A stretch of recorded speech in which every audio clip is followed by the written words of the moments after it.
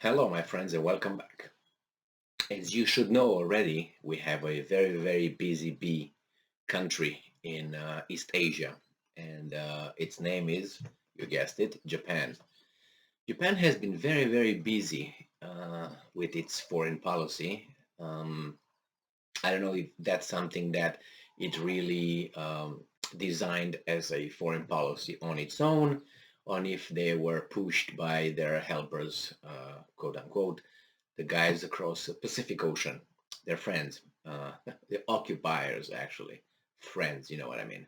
The protectors, the ones who ask for protections so you can function as a business.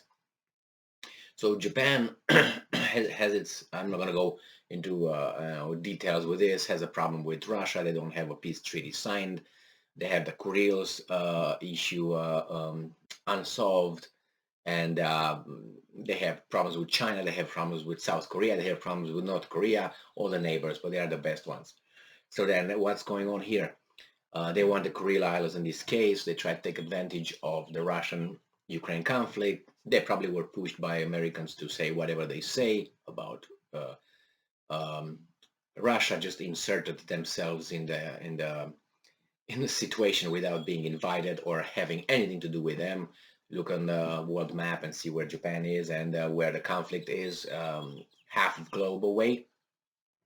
So then, after Japan followed the script and condemned Russia and started imposing sanctions, economic sanctions on Russia, and then with the diplomats with Russia, the Russians retaliated in kind, and then the Japanese foreign minister or whoever the delegation they started a little circus tour in the Asia, East Asia, South Asia, so to try to convince the countries that would not go as deep, if you know what I mean, they would not get it that deep as they get it.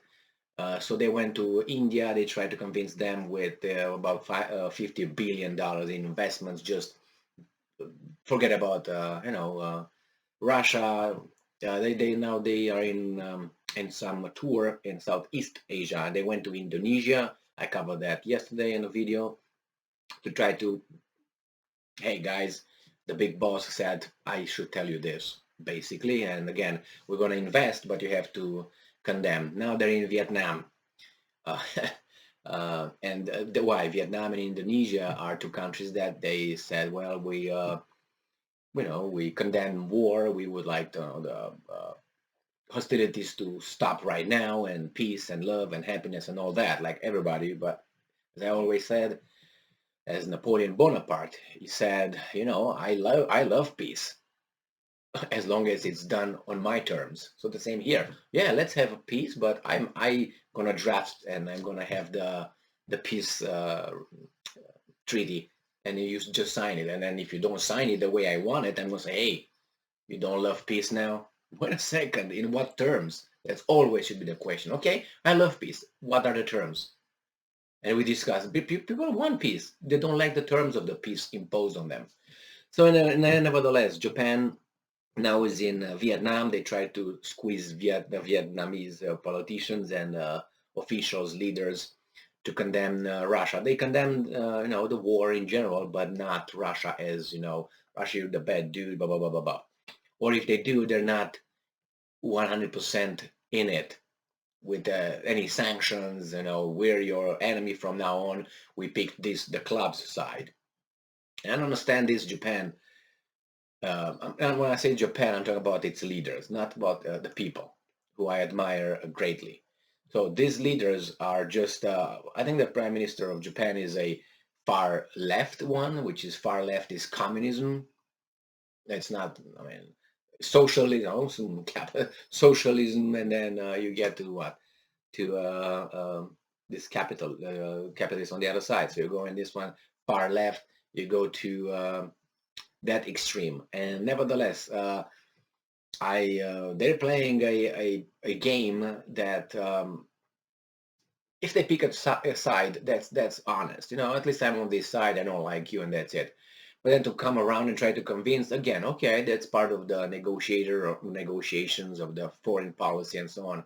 But just so you know, the busy bee of East Asia is Japan, and by doing all what it's doing, it shows its allegiance, which is fine.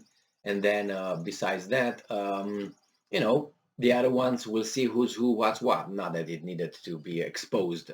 I think everybody knew Japan is under, you know, has U.S. troops and military installation on its territories since 1945. So like Germany, and these are free countries. Yeah, okay, thank you very much. My neighbor has his brother in my house here with weapons, and I'm free. I can't know. Yeah, and I want protection. Yeah, I want to a certain extent, but well, this is it with the BZB Japan. I will keep you posted regarding its new moves in Southeast Asia.